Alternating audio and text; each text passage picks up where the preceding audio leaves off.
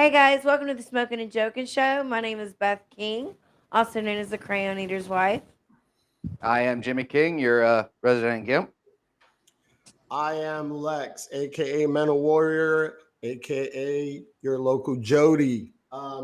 Tonight we are welcoming two authors, twin brothers, Daniel and David Watson, who are originally from Arkansas. These guys, I thought I was hardcore. I thought Jimmy was hardcore, but apparently not enough.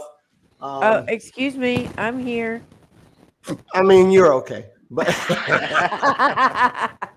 but Daniel is a United States Marine Corps veteran of Operation Desert Storm, retired police chief, former college professor, runner, golfer. There you go. He's a runner. Jimmy got you beat. And David is a retired U.S. Army Command Sergeant Major, career airborne infantryman. I want to welcome you guys because I know we're talking about your new book, VOIDRUNNER series. Daniel, David, welcome to the show. Can you tell us a little bit more about yourselves and your book? Go ahead, Daniel. You were born first. But you're so much more eloquent than I. Feel free. Okay. My name is David Watson. I was in the Army for 32 years. Lots of deployments. Knocked down. I was in that battle. And it was all day. Iraq, Afghanistan, been all over Africa. I did my part. I'm not anybody special or anybody that has done anything, outstanding, so to speak, but I did my part. You know what I mean?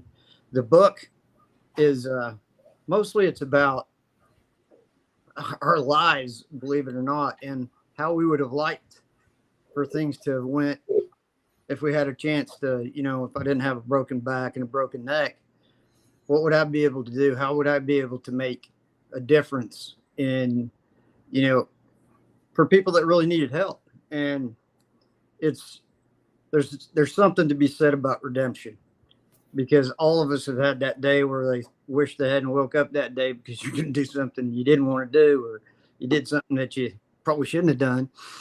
But everybody has that one thing that excites them, that helps them get out of bed every day. And the book did that for me, because I'm in a lot of pain all the time, and I had to have a reason to get out of bed. And it couldn't be for taking pain pills. It couldn't be for, just sitting around and watching TV. I had to have a reason, because once you leave the military, you lose your identity almost, Yeah. And this helped me gain some of that back. And, I'll let Daniel tell you a little bit more about the book. Yeah, Daniel, if you can tell us kind of about your service, because he was Army, but you were Marines. Well, when I got to be 18 years old, was getting ready to graduate from high school, I had a scholarship to go to college, and I didn't think I was going to make it through college. So I thought that probably the best thing to do was to join the military. From a small town. We were actually born in Arkansas, but lived in Oklahoma. So our high school class had whopping 13 people in our senior class. So Wow. not very many people there. My school is One of those places where you really, know everybody.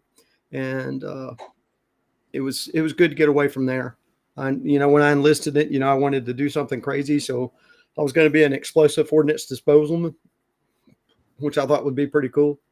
Yeah. And when I went to boot camp, they do this thing called special testing, where they give you the test all over again and say, well, we don't want you to do that. We want you to do this. And I got into the intelligence community, and that's where I spent my entire career in the Marine Corps. And the great thing about that is that you're not judged by what your rank is, but you're judged by how smart you are.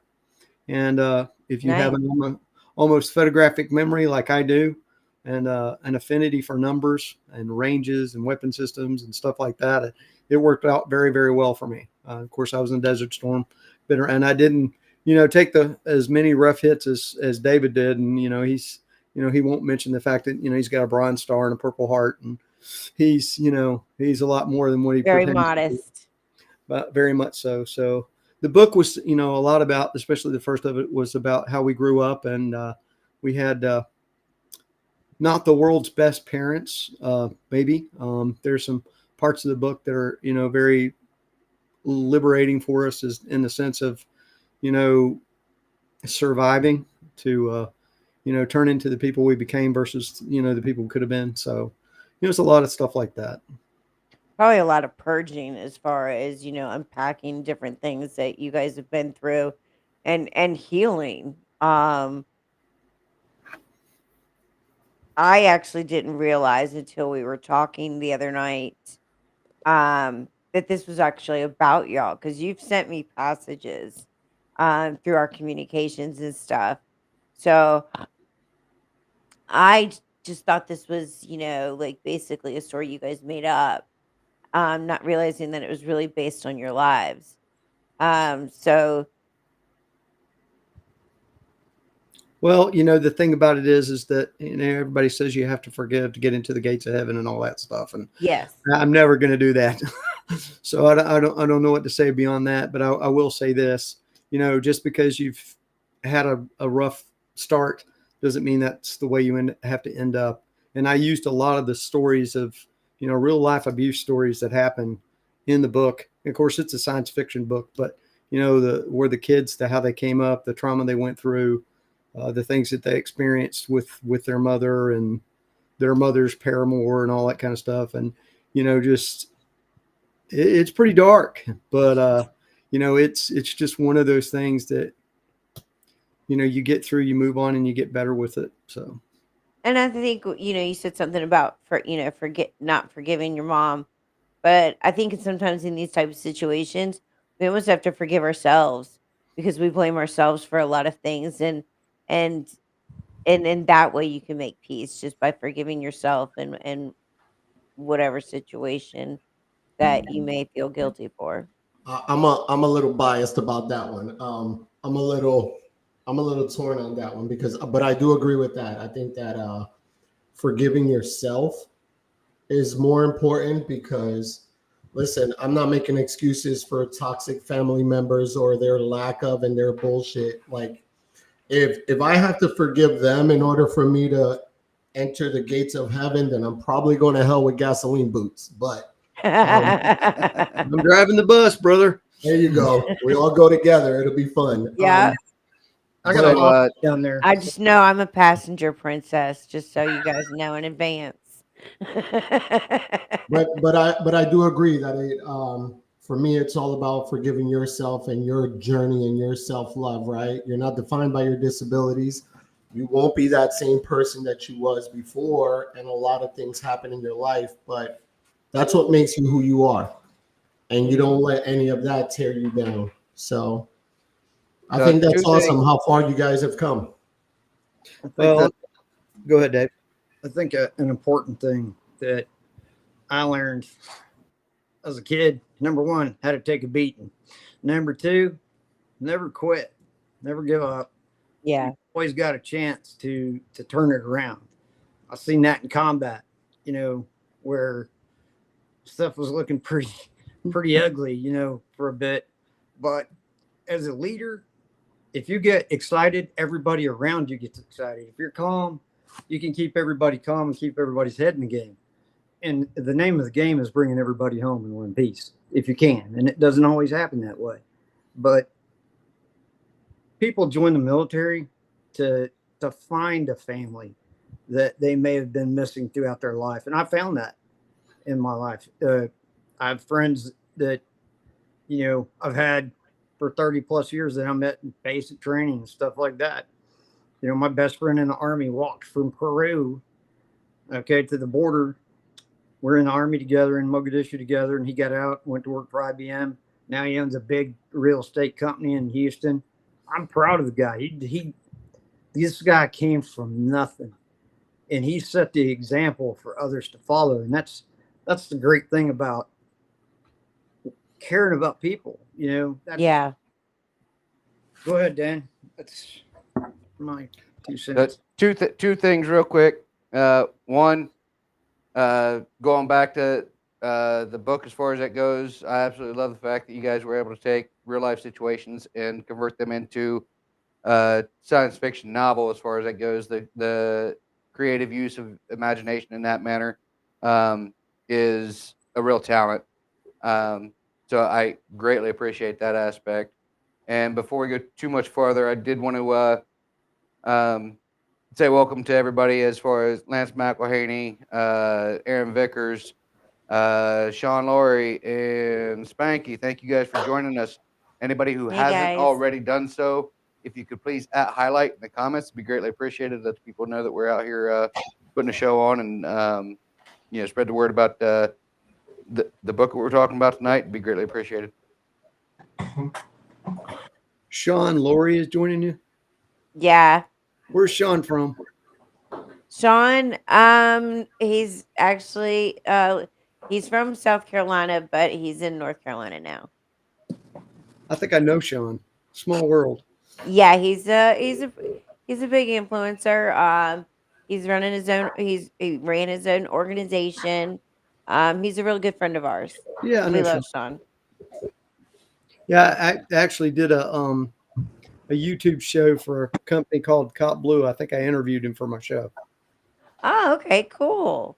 Small world, man. Small world. That's what I love. The military community is humongous, but at the same time, very, very small. We've run into people. Jimmy ran into a guy who actually was in the vehicle ahead of his that got blown when he got blown up at the pharmacy in DC at the VA. I mean, it was just Yeah, like a decade later. yeah, and he saw his alive day on his arm and was like, "Hey, where were you?" And it sparked a conversation. Um, but could you kind of tell us, like, uh, what inspired you to write this book in the first place? Because I thought that was really important to let people know. Yeah, I've been writing all my life. And David had called me one day and he said, have you thought about writing a book? And I said, yeah, I had. He said, well, what do you think about this? What do you think about writing a book about, twins and, an alien race that all their technology is based upon the twin genome, that it will only work with twins. And, you can't, you just, it was just crazy. We researched it to see if there was anything else out there like that. And it was, two people can run it, but, twins can make it supercharged, can make it, the most powerful that it could be. And I was like, wow. So we just really ran with that. And then of course we added the dogs into it because we've got there's a set of dogs in it, which makes it super. And they're sentient and intelligent, and they bond with each twin, and they're kind of the polar opposite of the twin, which if in the book the one twin is has debilitating OCD and just, he just has a trouble getting out of his own head. And the other twin is just a stark raving, freaking hard drinking madman. I'll give you 3 guesses who that is and who it's not. Right. I've already picked out which one's which. Well, and it just, we ran with it, and, me and Dave back and forth with pages and whatnot, and just kind of put it together and really made it, something super special.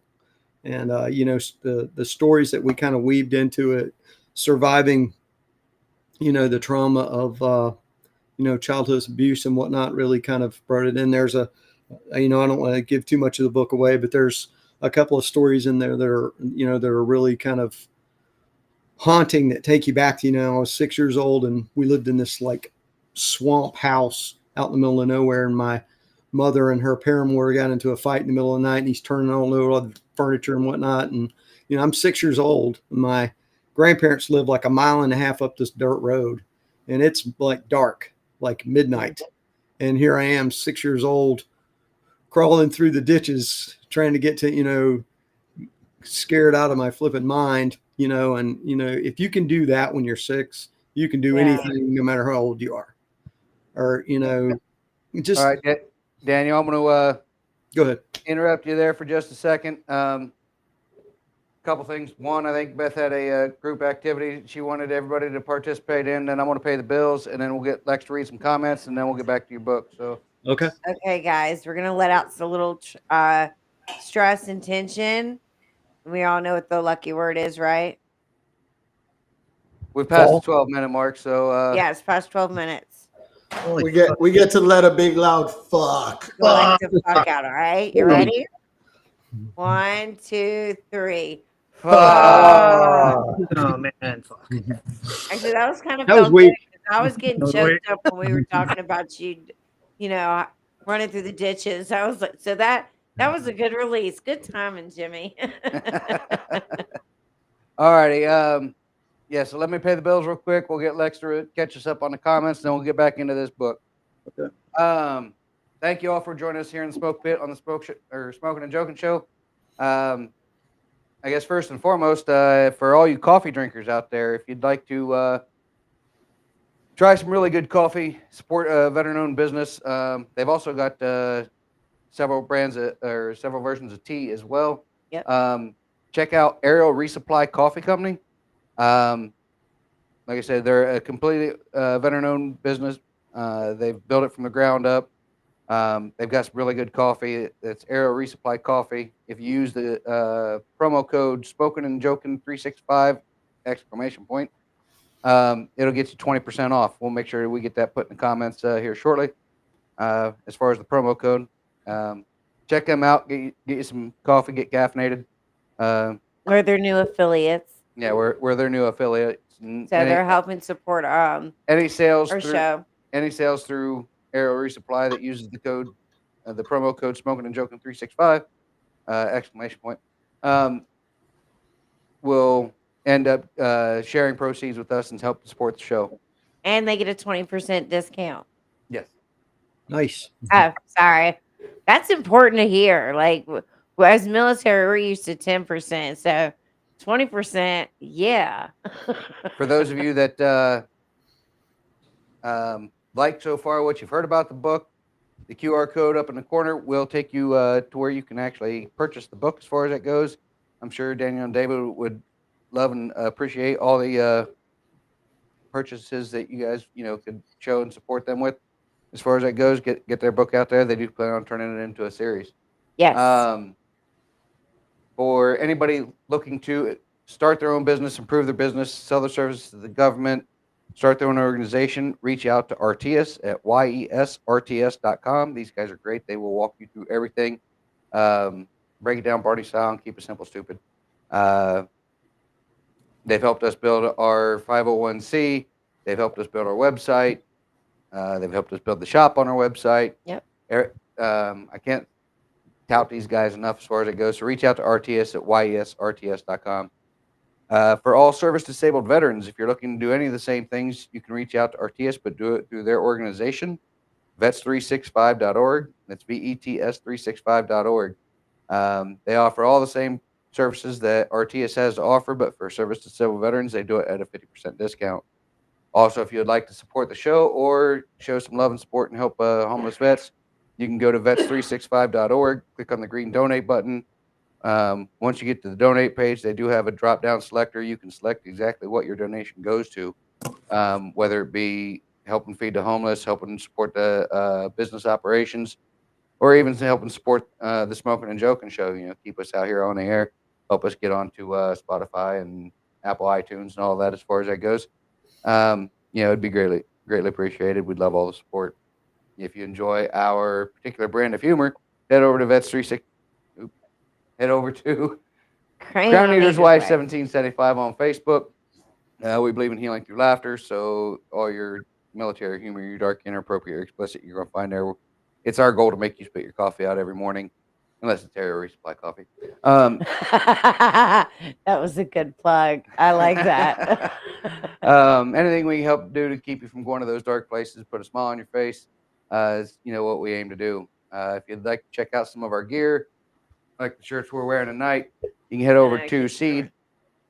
I can't turn it. You can head over to CEW1775.org, click on shop. We've got ball caps, trucker hats. We got a cool looking flask. We got hoodies, zip up hoodies, and t-shirts, and some women's V-neck t-shirts on there. Yep. Any love and support you show us will be greatly appreciated. All the proceeds are going to go towards helping us finish off our 501c and help support other veterans. If you'd like to spark conversations on, breaking the stigma of PTSD and mental health issues, head over to Etsy, look up Mental Warrior 22. Lex's Broke Bestie has designed all the great products on there as far as that goes. She is absolutely amazing. Lex is kind of cool too, but Broke Bestie is where it's at. So head over to Etsy. Etsy. There we go. Not Pepsi. Head over to Etsy. Look up Mental Warrior 22. Show them some love and support. They would really love it. And I think that's about it, right? You tooted your own horn earlier, and that And is then I stumbled all the way exactly through why that. you messed it up tonight. Yeah, if I wouldn't have said something about the guy with the head injury and being the one that memorizes this stuff and whatnot, I'd have flown through that without a problem. Now I'm Right. stumbling. All right. That's what happens. So this is going to be real easy because as far as catching us up on the chat, listen, welcome everybody. Thank you for joining us. So far, we got a whole lot of people coming in, so I appreciate you guys joining us. Because of my TBI and my memory, Daniel, I want to get back to what you were talking about and get back to the inspiration about the book. Well, I had another thing, I wanted to mention too, because in the forward of the book, you see it where I actually talk about a friend of mine named Tim Allen. He's from Ohio, huge Ohio State fan guy. He lives and breathes There's it. this guy. But I think I heard somebody mention it. But Tim's a super, super good guy. He's one of those guys that just makes you a better person from being around him. Not a military guy or anything like that. He's just a regular Joe, but somebody who you always want in your team. And because I was having a little bit of second thoughts about writing it at first, and I don't know what it was. He said something to me about something. He's just one of those guys that inspires you unintentionally.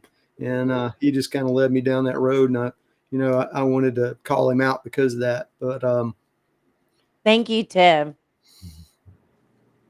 But I'd like to hear what Dave has to say. If he's got something else, I can see his wheels turning. I do have a quick question for you too. Now with you guys both like being in war zones, being in different branches, have y'all ever had one of those twin experiences where something's happened or you get a feeling, you know what I mean, like you've heard? Like do y'all feel that connection between the two? Yeah, I think so. You want to tell the story or you want me to? No, you go ahead. So, I know David mentioned that, being in Mogadishu during the Black Hawk Down thing and all that kind of stuff. And, not to dig into that too much, but I remember exactly where I was at and exactly what I was doing when I got that call. And I just, you ever just have a sick feeling and you just, something's going, something bad's happened. Some people say, I've had that happen 5 or 6 times over the years to where one of us or the other one's run into trouble. So yeah, I think there's definitely a connection there. How that works, I don't know, but I don't know if it's whatever it is. It's woo, who knows? But Yeah, no, I don't think it's woo. I mean, I just think, like you said, versus a normal brother, two brothers, a twin connection is just very much different.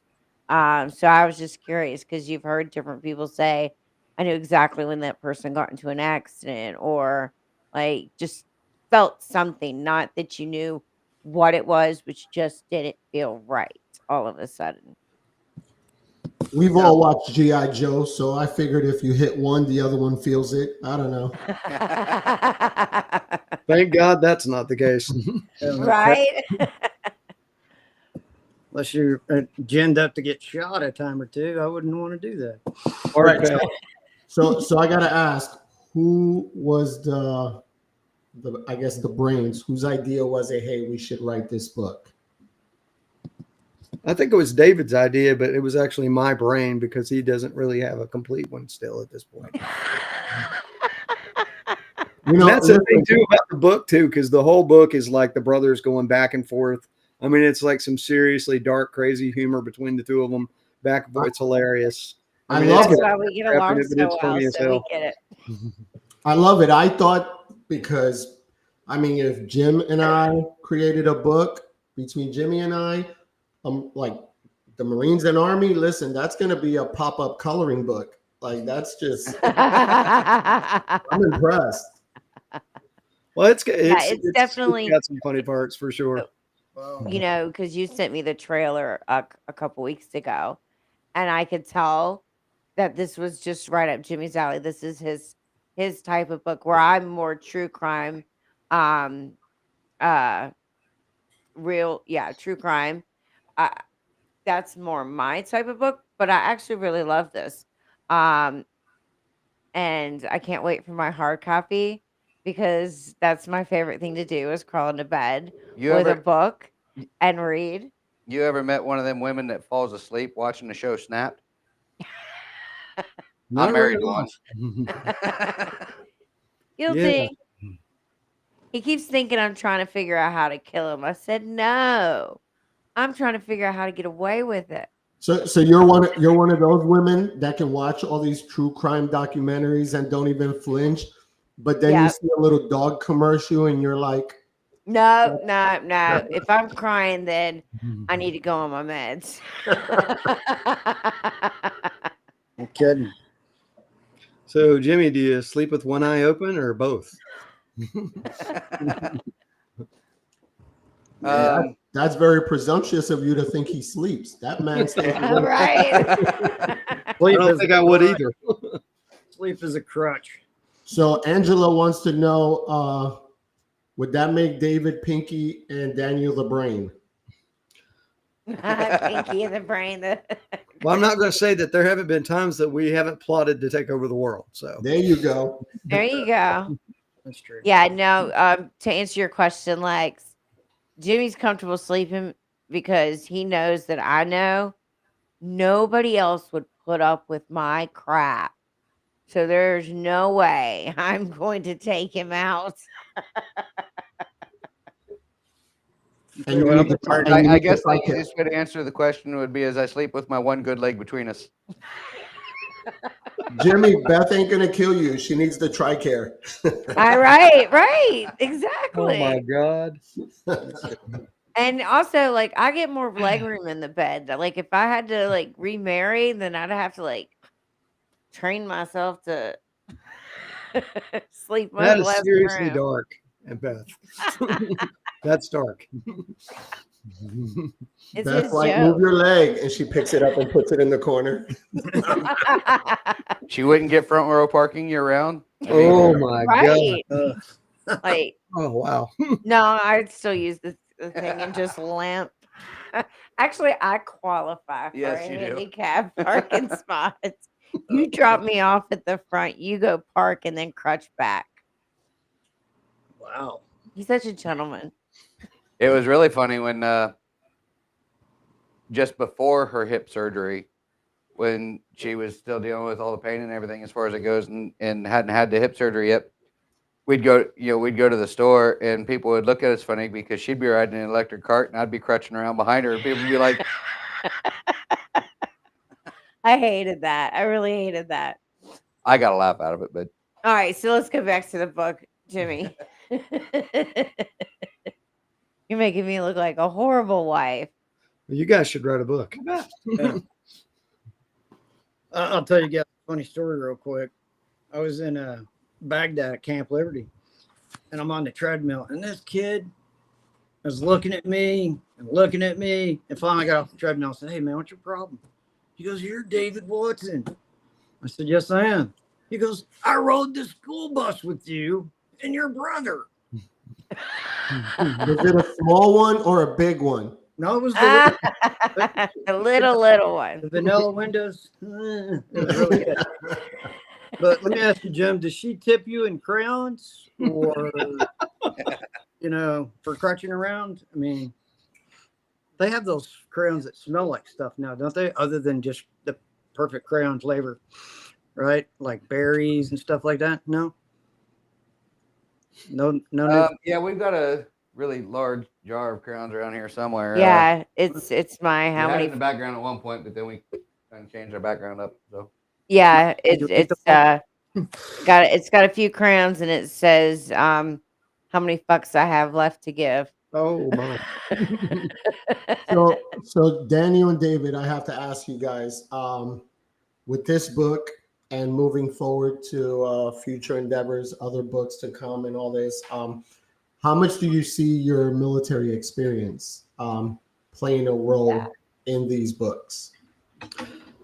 Well, I don't want to give away too much about the second book and what it's going to be about, but a lot of what I did in the military was study politics, for lack of a better way of putting it, and what's going on in other countries, and just the internal politics that takes place from this leader to that leader. And if you put a dictator and surround them by other people, there's a lot of intrigue that's going on all the time. And if you read the book where it talks about the emperor and all of the queens that he's surrounded by and all of their different kind of spins on stuff, it really plays into that intrigue and things like that you see with countries that are, well, may be like or may not be like ours, depending upon your point of view, I suppose. But just the different, how somebody's going to go about taking power, or how they're going to get people to follow them, because there's a lot of different stuff that goes into that. You don't just go in there and say I'm in charge and get people to follow you. There's a lot of different philosophies and things that go along with that. And we've created several different personalities within the book, within the emperor's kind of hierarchy and government, that make for some very interesting stuff. So now with you two, it's even more with you two being twins. I've always wondered, when there's co-authors in a book, how do you balance your individual voices, like, and your experiences when you're writing something together? Like, does that mash up, or are you two pretty much still in sync? Because I know with one being Marine, the other one Army, does that also kind of conflict? And also, you became a police officer as well. Um, so like you have so many different experiences, but I also know you said that you're the major writer. So do you just kind of talk to him and then kind of make it into his voice, or help Well, him?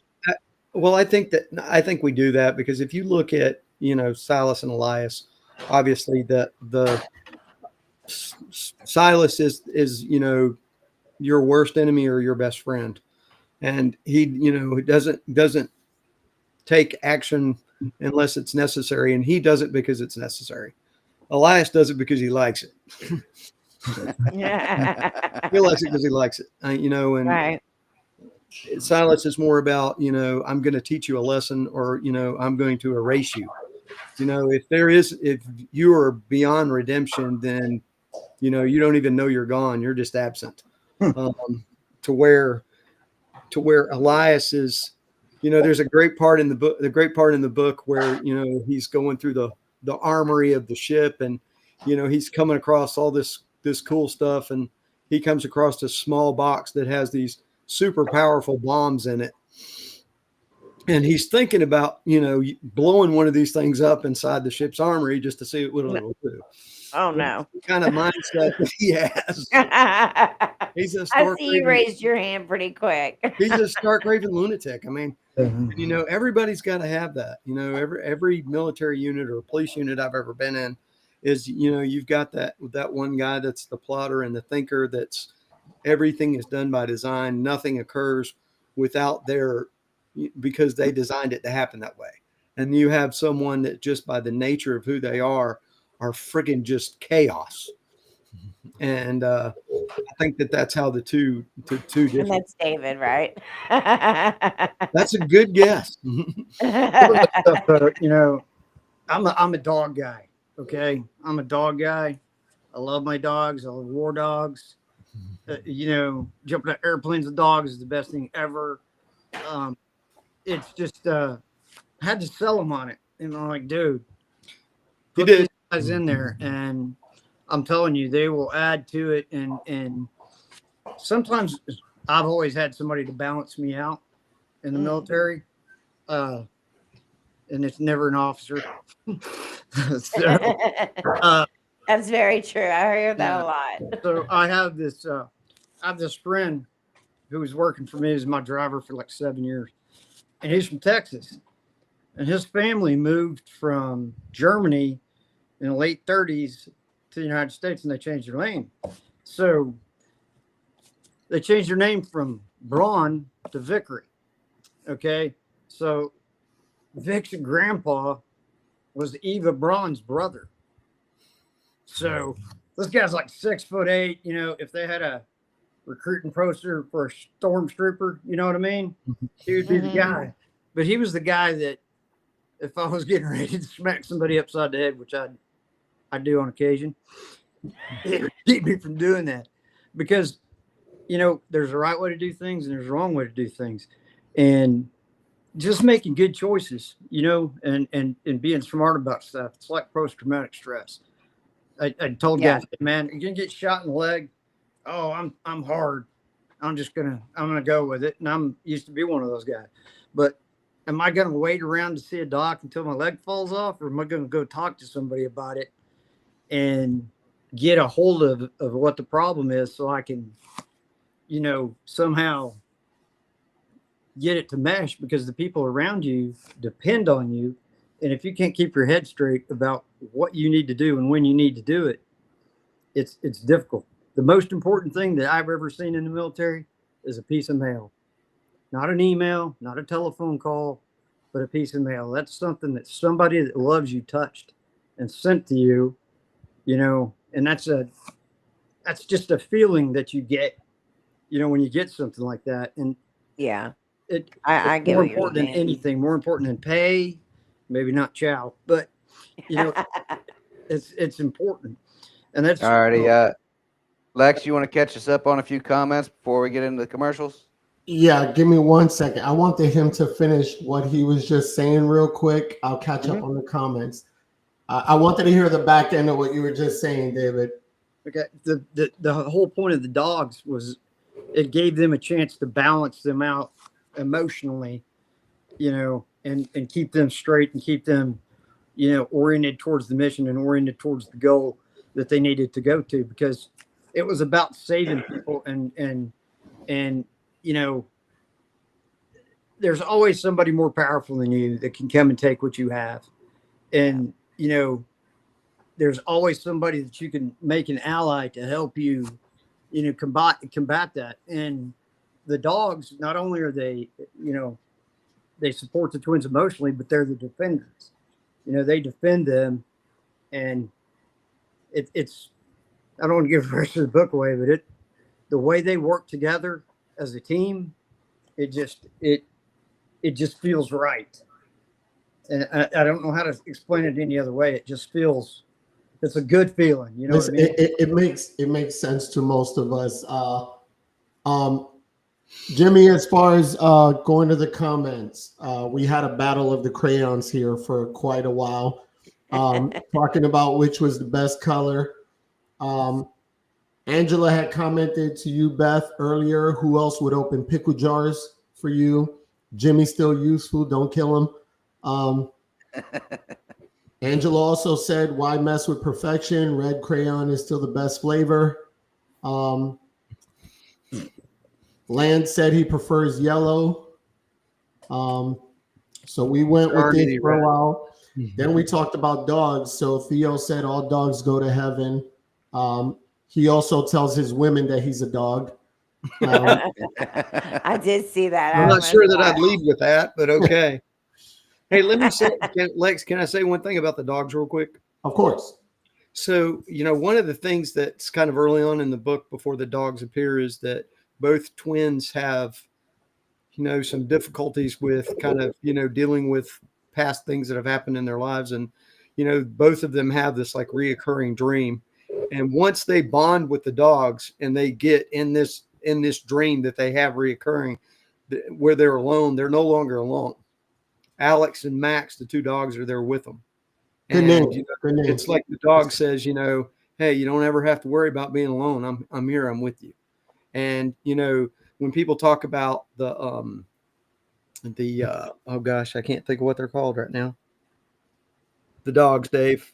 What are they called? The companion dogs, service dogs. Service dogs. Service They talk dogs. about Oh, okay. I thought you were talking about in the book. I was no, like, no, no, what do service they call in dogs. the book? No, the service dogs and how a service dog knows when a veteran needs them, and they reach Yeah. out to them instinctively, and that was kind of part of what inspired that part of it. But I just wanted to throw that out there. No, I think that's That's awesome awesome. because most people, I never grew up a big animal lover. Growing up in Brooklyn, most of the animals that you see around, most of the dogs were all dangerous. They were mistreated. Joining the military, and once I got out, having a service dog, I've been fortunate enough that the dogs that I've had in my life, instinctively on their own, whenever I would have night terrors, I had one of my dogs who would like get up on the bed and kind of put his paws on my chest and wake me up. So it's amazing how they will comfort you and how they sense that and sense the chemical change in your body. And even if you don't have all that stuff going on, it's just having them in your presence, being around them. They give you this certain level of comfort, right? Yeah, I So saw the power of that with Jimmy. Our dog used to put his head on like his chest or something when he was having like nightmares and dreams and stuff, and it would calm him right down. And our current dog, um, who's not a service dog, he my son has really bad asthma, and so when if he's having trouble breathing at night, he's in there, and he will come and get me and won't leave me alone until I'll go check on Jackson. So I grew up with animals, but just didn't have that connection until I started seeing these things being around service dogs.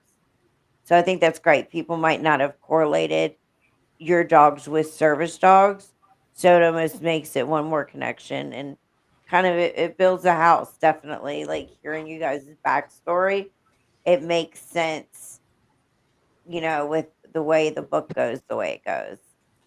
Well, there's so many different things in the book. The central character in the book that we haven't talked about is the ship, and she's a sentient living starship, and she Mm. becomes the mother of the twins, and it was a mother I would have killed to have had, one who was fiercely protective, who'd burned down the universe for you if she had. That's the kind of mother everyone should have, Yeah, and that was it's just there's a lot of different things in the book for a lot of different people.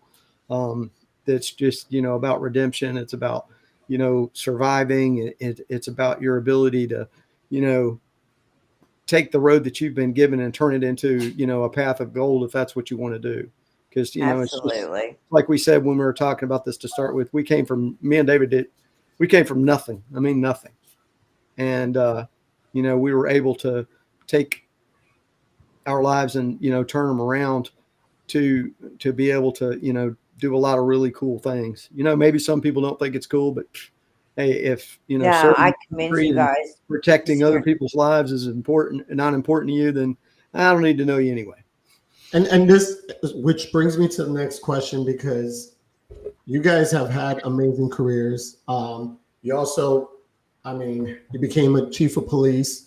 So you guys have done amazing things in your lives, right? Even prior to writing this book.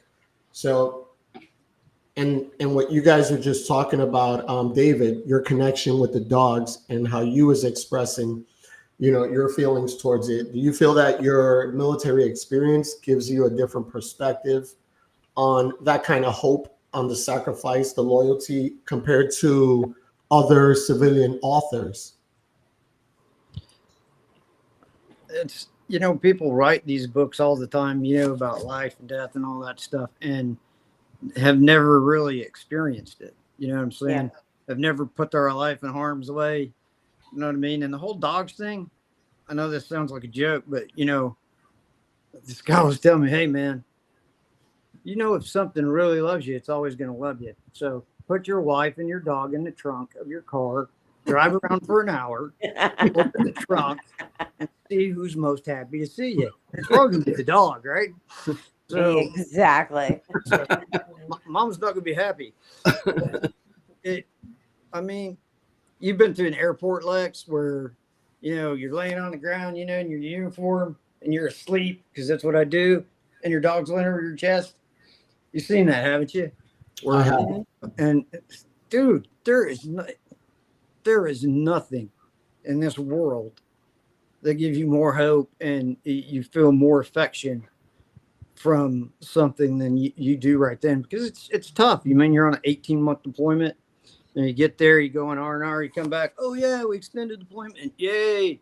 So it, I don't know, man. For as far as something that will always love you, and I just can't stand the thought of somebody mistreating them. You know what I'm saying? Yeah.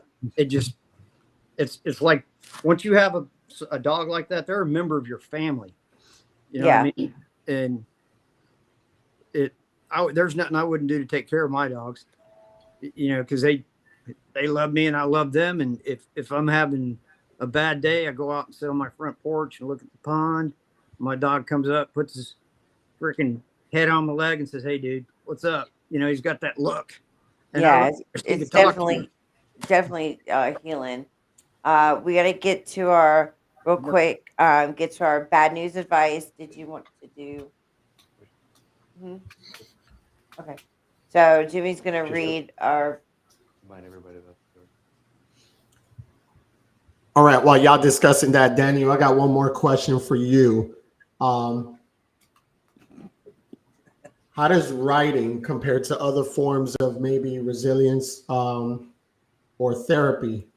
How do you compare writing to other types of therapy that you see amongst veterans? Like, does writing also help you escape the reality? Definitely.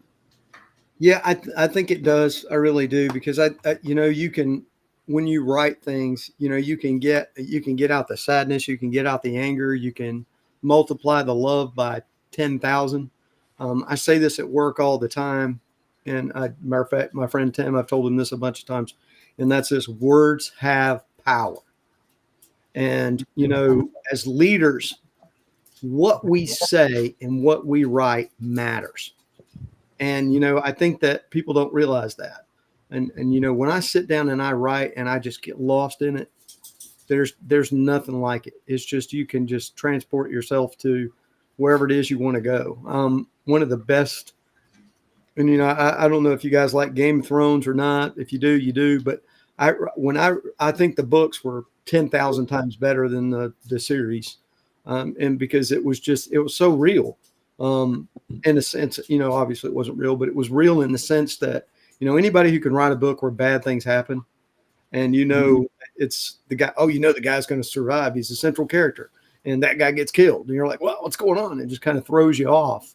And, I can remember reading, I think, the third book, and, I read so fast that I was getting through all of them. I knew the next one wasn't coming out for a year or two. And I just literally put my hand on that book and stopped reading it because I wanted it to last longer. And, and I've sat up to the wee hours of the morning writing and just kept going and kept going because I didn't want it to end, and you get lost in that creation, and you're hoping that what you write will move someone's heart or move someone to say, hey, I'm going to take one more step. I'm going to take one more breath. I'm not going to quit. There's so many things that are in it. But for me, I don't know if that answered your question, but that's how I truly, genuinely feel about it. No, that was your response. That's all I wanted. It made sense. All right. All righty. Unfortunately, we do have to move on as far as it goes. We obviously are going to have the both of you back as far as it goes to talk more about because this. I want to hear some more stories too. But moving on to bad news advice and hypothetical hijinks. Should have enough time for a couple of them here as far as it goes. We had someone write in and said, there have been some recent firings at my job. My boss told the rest of us that we need to think outside the box. What should I do for job security? Hmm. Hmm. Go to where everybody lives and flatten their tires so they can't get to work. That's the Ooh. bad. I'm sorry.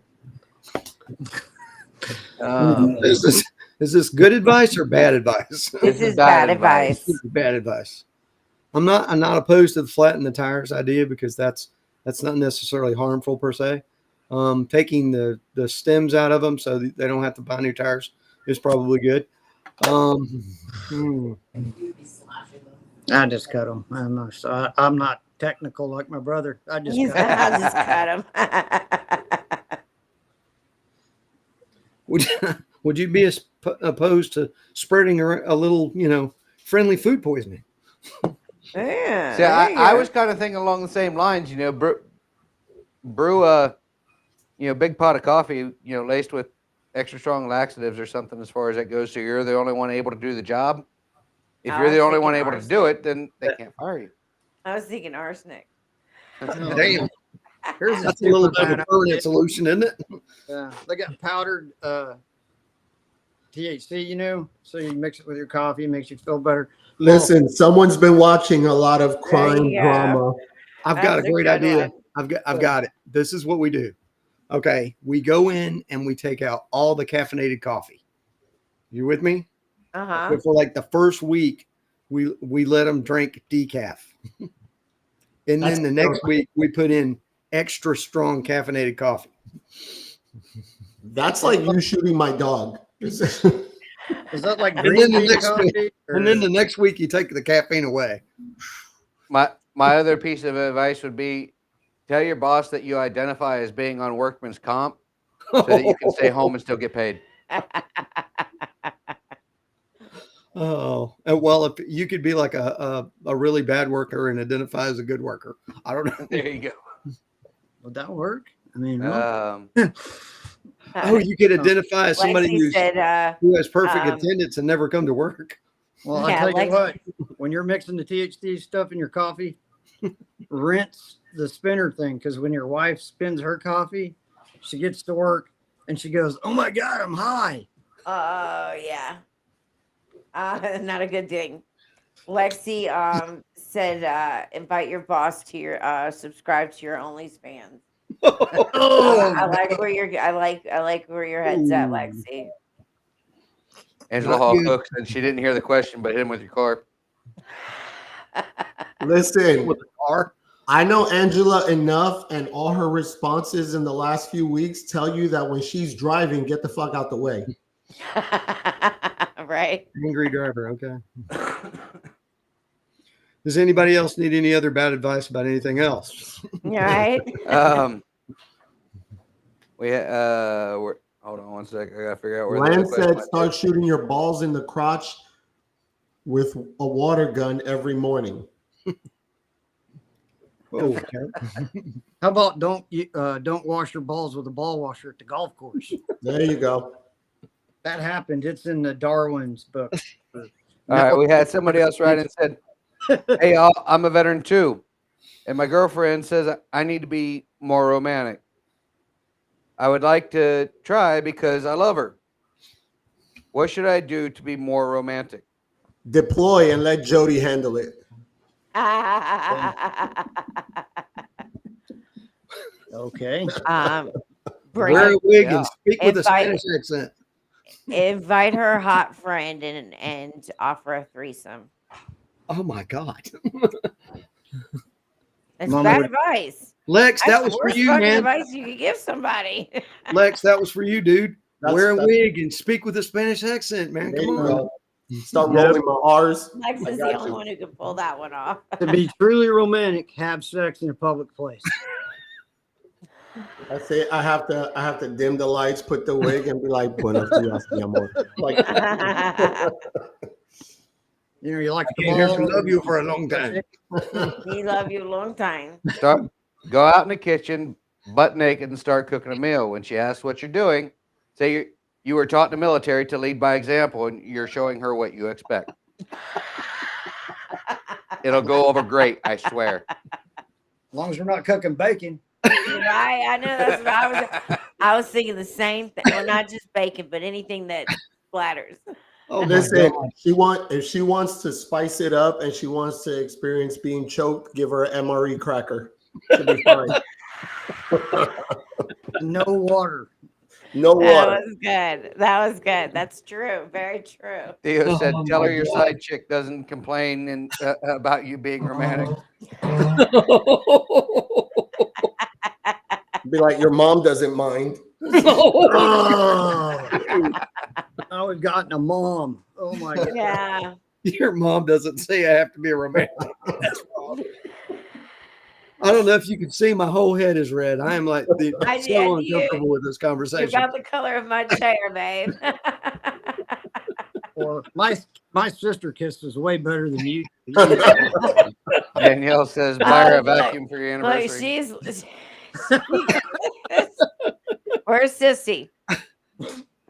Oh, shit. Oh, I've not, phone friend, I don't know. I've not even gave her a peck on the cheek, even though I'm from Arkansas. I've never kissed her. All right. God. We need to redeem our souls now. Oh God. So, in the act of redemption here, hypothetical hijinks. Oh This Lord. is good drill- advice. This is the outlandish or hopefully outlandish situation as far as it goes that you're supposed to give good advice to. Your drill instructor got out of the Marine Corps 2 years after you did. Now that they are working as an entry-level employee in your company, what do you do?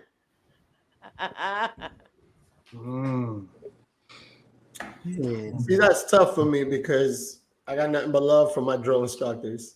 Me too.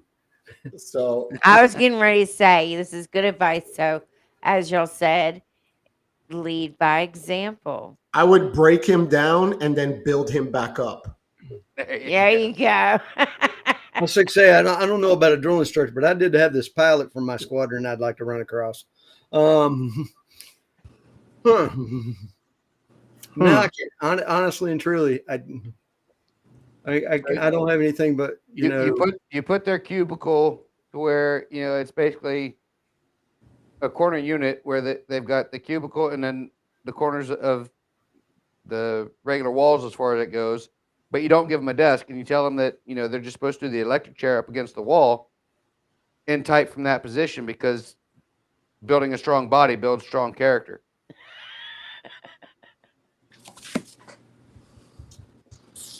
I have no idea what you're saying, Jimmy. No idea. All right. Before we go, I have one last question for you guys. What advice would you give to veterans who want to share their own stories but don't know where to start? What I did was just sat down behind the computer and I just started writing. Yeah, that's the advice Daniel gave me was just start doing it. Get a journal and just start writing. Because I would never tell anybody this. Actually, I was in the Army with, but I spent a lot of time writing poetry. Because there is such thing as a warrior poet. And I believe it. It's just I was a little surprised. That was a little surprise of yours. There you go. David's the ladies' man. We got it. I know, right? Let me find out. I'm not I'm the lady man. Yeah. Lady man. Been married for 30 years. Okay. Congratulations. That is awesome. Yeah, Well, we've been together for that is 20, awesome. so Well, we hope we make it to 30. Well, gentlemen, I greatly appreciate you guys being here with us, putting up with the shenanigans, playing the games with us. Most importantly, explaining the new book, Void Runners. Guys, girls, I encourage you to go check it out. Use the QR code. It's going to be up. Daniel, David, thank you. Seriously. You guys motivated me as well to kind of just do it. So hopefully we get to have you guys back on the show, ask you some more questions and the next adventure. Yes, thank you guys so much for coming. And we definitely have to have you back for maybe one of our laid back nights. And we can just, chit chat, tell some stories. We can shoot the shit in true smoking and joking fashion, tell some Yes. stories, get a little wild and crazy as far as that goes. Anyway, as far as everybody that's been watching the show, we thank you for joining us here in the Smoke Pit on the Smoking and Joking Show. We love you guys. Join us again next Wednesday for more shenanigans and comic hilarity. David, Daniel, thank you guys for joining us. To everybody that's been watching,